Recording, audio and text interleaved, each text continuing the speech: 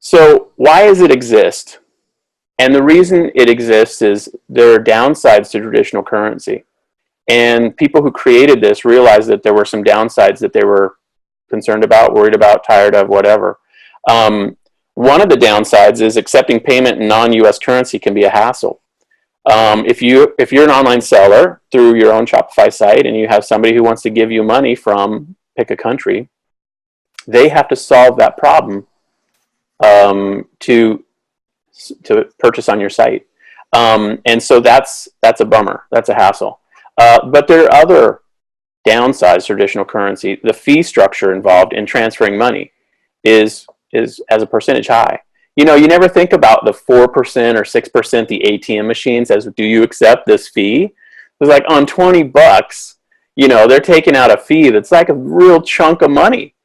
And obviously, as you transact bigger and bigger percentage dollars, those percentages become meaningful.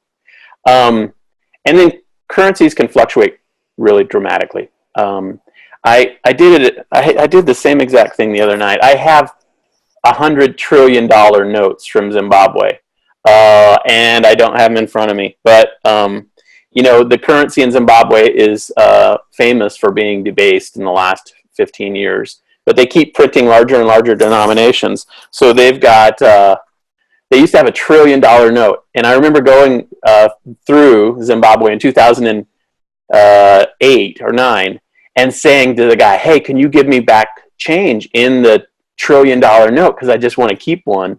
And he was like, no, I don't have any. Everybody wants those, so I don't have any. So I was like, well, what do you got? And he said, I have 500 billions. It's a note. And so he said, you can have those. I was like, okay. So he starts going like this, counting them out to me, 500 billion like notes from Zimbabwe. And I was like, whoa, like I said, how much do I owe you for all that? And he was like, it's not worth anything. He's like, you could go buy a pack of gum, if that. So I was like, well, is it $3 okay, US? And he was like, yeah, that's fine. So he made like 300% profit. I know, he probably really was like, idiot. So currencies can be debased. That's a reality. Now, if you're sitting in the US, you think, nah. But if you live in Zimbabwe and you had all your money in the bank 20 years ago and you were a millionaire or whatever, a rich person, and that happened to your dollars, like your Zimbabwean currency, it's vaporized now. There's no remedy for that if you're a Zimbabwean. And so these risks do become real. Us in America, we're like protected in a way, but other countries have kind of a more strong appetite for this idea, I think, because of these issues. So to recap, it's a digital currency. It is also an asset to the extent people believe it's an asset. People used to trade tulip bulbs. People trade gold, and if you think about it, that's just a chunk of stuff out of the ground. People trade diamonds, same thing. Value is based on what people will pay you for it, right? Exactly. Yeah, which is trippy. But Bitcoin's also getting crazy buzz because it passed $4,000 in exchange to the US dollar recently. And that was just like, people were like, what? Because now there are stories of Bitcoin millionaires. It's also important to just note, if you're not familiar with this at all, Bitcoin you can get in fractional chunks. So you can buy $10 worth of Bitcoin, and you get it. You get that fractional amount. You don't have to own one Bitcoin for $40, $100 or whatever. Yeah. And then finally, the interesting aspect of this is they've documented how much Bitcoin will be published or released on a timetable. It's public knowledge how much will be out in circulation and the final year that it'll be put out. So that's an interesting issue. I mean, that kind of makes it seem different than US dollars, where it's like, well, how many are there? I don't know. I mean, how many are they going to make next year? I don't know. How many is the Fed going to print? I don't know. Decide. And yeah, so that's interesting. So the other final piece that's interesting is this can be peer-to-peer payment tool. You can actually give, like I could give Bitcoin to Kyle. I give him Would you like some right now? Yeah, I would like 5 Bitcoin.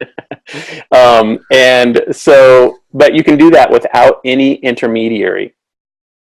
And so that's interesting. No bank or anything like that. Now, for a business owner, that's not necessarily the situation, and we'll talk through that. But these are the general ways in which it works. The whole system is under girded, I guess you could say, by what you might call public online accounting or a public online ledger. And that's referred to as a blockchain, where a lot of people have access to look at the transactions that occur, and they validate and verify transactions that have occurred. And that, in essence, documents them permanently. So I can't say, hey, I gave Kyle my 1,000,000 Bitcoin, but no, I didn't really. It's like the next day, no, that wasn't real. So these things, there is a process by which it is real in terms of its transfer of ownership, which is an important part of this. There's no gaming it. There's no gimmicky stuff going on. You can't sell me a bridge in Brooklyn in Bitcoin because you just can't sell me something that doesn't exist because there's a public ledger that people that are doing accounting. Exactly. Yeah, exactly. You got it. But here's why this is a hot topic. This was a couple days ago, but Bitcoin's exchange to the US dollar was 37.79. Now, if you look at this chart way back in January 2013, it was like pennies, and then it hit $13 at that point in 2013, and then it really has taken an epic run. And we'll look at a few examples of how people have benefited from this. It's not to say it will go up at all. And this is not a presentation about how to make $1 million. But I'm not trying to be a downer either. So is this an asset? Well, we'll look at what some smart people have said about that. But you have to decide whether this is just a mirage or not.